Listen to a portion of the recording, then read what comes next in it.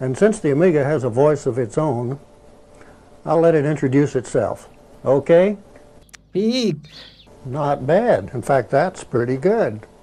During the 1990s, televisions looked very different. In fact, this was the era of the cathode ray tube television, or CRT for short.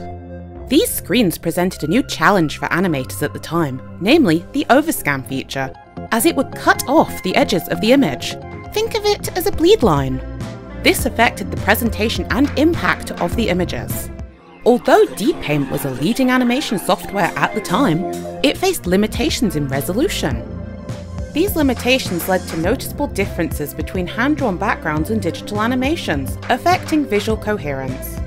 Dingo Pictures had to innovate within these technical constraints. The limitations, particularly overscan, could have caused certain flaws in the animations to go unnoticed, mainly because they couldn't see them under the TV's plastic edge.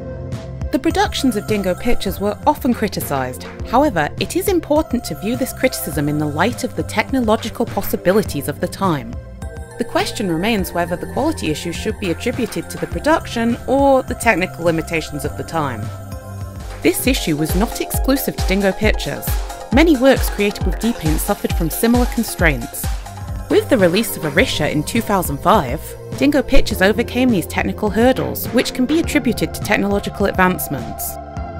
The examination of Dingo Pictures provides valuable insights into the studio's production methods.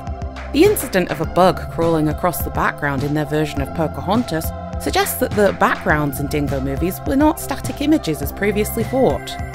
There is evidence pointing to the fact that Dingo Pictures may have filmed physical artworks or painted backdrops live rather than incorporating them as static digital images into their animations. This would imply a dynamic and timed recording of scenes, which would affect how these backgrounds aligned with the animated characters. Such a technique would not be out of the ordinary for production companies with limited resources, as it allows for the creation of visual effects without heavy investment. One of our current research projects involves meticulously capturing screenshots of every character in the Dingo movies. We're analysing the origins of these characters, determining how many were created by Ikert, identifying potential copies, and noting those designed by Simone Grice. Additionally, we're examining the frequency of character appearances across the films.